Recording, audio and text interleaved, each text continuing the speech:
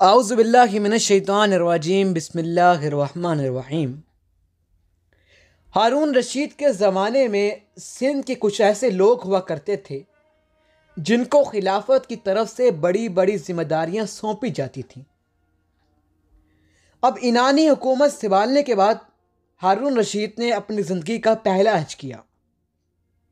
راستے میں اس نے کچھ لوگوں کو امام موسیٰ کاظم کے متعلق باتیں کہتے ہوئے سنا۔ اتفاق سے ایک دن ہارون رشید خانہ کعبہ کے قریب امام موسیٰ کاظم سے ملا اور کہنے لگا کہ وہ تم ہی ہو نا جس کی لوگ چھپ چھپ کر بیعت کرتے ہیں۔ امام موسیٰ کاظم نے فرمایا، ہم دلوں کے امام ہیں اور تم جسموں کے۔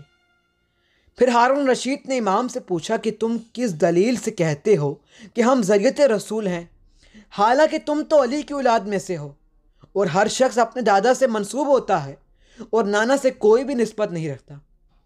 امام موسیٰ کاظم نے فرمایا، خدائے کریم نے جب قرآن مجید میں ارشاد فرمایا ہے اور ظاہر ہے کہ حضرت عیسیٰ بغیر باپ کے پیدا ہوئے تھے، تو جس طرح حضرت عیسیٰ محض اپنی والدہ کی نسبت سے انبیاء کی ذریت میں شامل ہیں، اسی طرح ہم اپنی مادر گرامی جناب فاطمہ الزہرا علیہ السلام کی نسبت سے جناب رسول خدا کی ذریت میں ہیں۔ پھر فرمایا کہ جب مباہلہ نازل ہوئی تو مباہلے کے وقت پیغمبر خدا نے سوائے علی و فاطمہ، حسن و حسین کے سوا کسی اور کو نہیں لیا، اور ازواج قرآن میں ابنا انا سے مراد امام حسن اور امام حسین ہیں جو رسول اللہ کے فرزند ہیں۔ اب جب ہارون رشید حج کر کے مدینہ پہنچا اور زیارت کے لیے روضہ رسول پر حاضر ہوا تو اس وقت اس کے ساتھ قریش اور عرب کے دوسرے قبیلوں کے لوگ بھی تھے۔ اس وقت امام موسیٰ کاظم بھی روضہ رسول پر موجود تھے۔ اب ہارون رشید نے امام موسیٰ کاظم کو دیکھا اور پھر اپنا حسب و نسب ظاہر کرنے کے لیے فخریہ قبر مبارک سے مخاطب ہو کر کہنے لگا، سلام ہو آپ پر اے رسول خدا۔ اب یہ وہ موقع تھا جہاں حجت خدا کو اپنا تعارف کروانا لازم تھا، اسی لیے امام موسیٰ کاظم نے فرمایا، سلام ہو آپ پر اے میرے پتر بزرگوار۔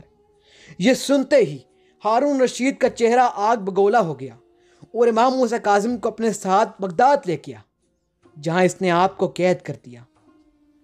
اب ہارون رشید نے ایک سندھی درباری جس کا نام سندھی بن شاہد تھا، اس کو قید خانے کا نگہبان مقرر کر دیا۔